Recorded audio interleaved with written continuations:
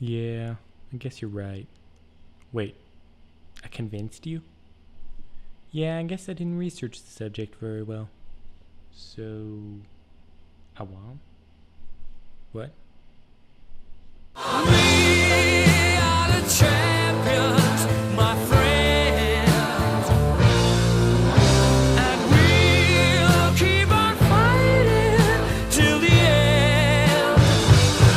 Are you sure we won't have copyright issues or? The Fair Use Act says we can use a small portion if we critique or have commentary on it. This song by the band Queen is iconic. It's amazing and well recorded, even if it sometimes feels like it goes on for too long. Much like this intro.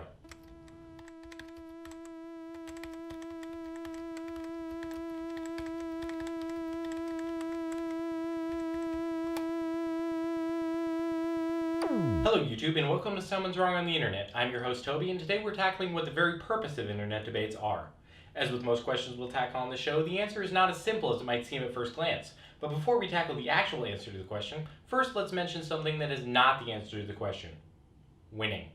An attitude that seems common in internet debates is that of someone who cares more about crushing his opponent under the power of logic and reasoning than actually having any sort of tangible goal for the discussion. And although this attitude is not always intentional, it still seems as if people actually believe that they'll win some sort of internet brownie points by getting their opponent to concede. But in reality, getting the person you're debating with to give up and accomplishing nothing else usually just results in a waste of time and maybe a loss of respect as well. This attitude of winning being the goal has an obvious primary cost, and that is pride. When someone falls into this trap, they turn a discussion into a way to show off their skills in logic, their vocabulary, or their knowledge on a specific subject. Before I address how to deal with others who are expressing this tactic, I'm going to give you a few tips on how to make sure you don't become this person in an internet debate.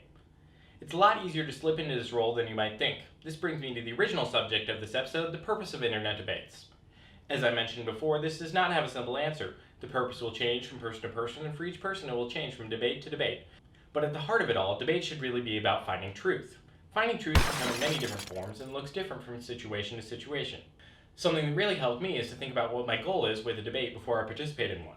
Am I sure I have the right answer, and is my goal to convince the other person of the truth? In a case like this, the first thing I need to do before posting or commenting is open myself up to the idea that I am wrong. This is not just an emotional exercise, this is actually an intellectual exercise as well. If I'm wrong, what would the arguments against my position be? What are the arguments against my position, and what merits do they have? Then I research these points, organize my arguments, and am better able to debate. The point is, and this ties into last week's episode, you must understand the arguments made by the opposition for you to open them up to the idea of their points being incorrect. Another goal I often have is research.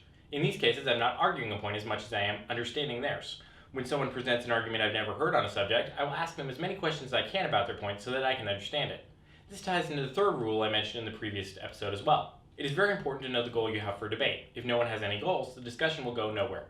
So those are some good tips to make sure you have a goal in the debate, but what if the person you're debating doesn't seem to have any goals for the discussion?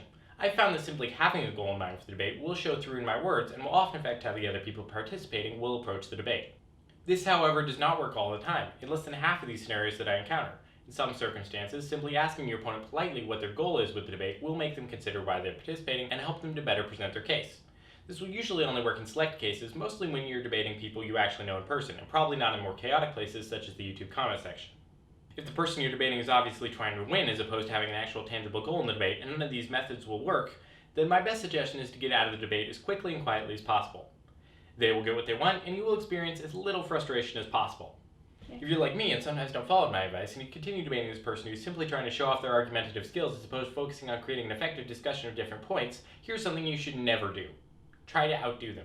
Trying to prove you have more logical prowess or superior wordsmithing to this person will only result in escalation. Your opponent will only see this as an invitation to assert what they deem their expert intellect in the conversation, and they will continue until somebody gets bored and leaves with one last remark, or it breaks out into all caps insults and somebody leaves with one last comeback. And you will have wasted an entire afternoon accomplishing nothing. This problem is escalated by something I mentioned in the previous episode, the way in which you are constantly pushed to be as fast in intellect and typing proficiency as the person you are debating. And at some point I hope to devote an entire episode to this point, but for now I will only mention this drawback to digital interaction in passing. Alright, let's tie this up with a bow. While you may gain a small amount of temporary emotional satisfaction from crushing someone under your skills in logic and reason, especially one who you feel deserves it, in the end that emotional satisfaction is not only fleeting, the ensuing discussion will probably have an overall negative emotional impact, and won't actually accomplish anything in the long run. Here are a few rules to add to your list of self-inflicted regulations for internet argument to avoid reacting badly in these circumstances. 1. Before participating in a debate, make sure you know what the goal or purpose of this discussion is. Spelling this out for yourself will help you to make sure you are actually accomplishing something and not just wasting time and emotional energy. When going about achieving your goal in the discussion, refer to Rule 1 in last episode. That rule is very important. 2. Don't try to win. You can't. If you find yourself putting the goal of making yourself look good or the person you're debating look bad above the goal you set for the debate, either get back to your goal, refer to Rule 1, or leave the debate. 3. If the person you're debating does not seem to have a goal or seems to be trying to win instead of having a discussion, ask questions and adjust your demeanor to try to help them find a healthy goal in the discussion. When doing this, once again, refer to Rule 1.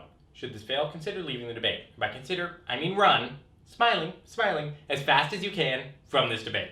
Rule 1 is a good mental exercise to help debates stay on track.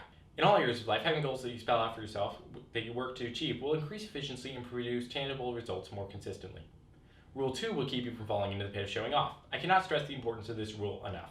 Rule 3 will help you to make sure that you are participating in debates that will actually have impact. Alright, that's it for this video. Did you like it? Then click the like button to let me know. Also, don't forget to subscribe to More Coffee TV if you want to see more of me. And if you want to keep in touch, there's links to our social media pages down below. Tune in next week for a talk on logical fallacies. I'll be back as long as there's someone wrong on the internet. And trust me, there's always someone wrong on the internet. Logging off.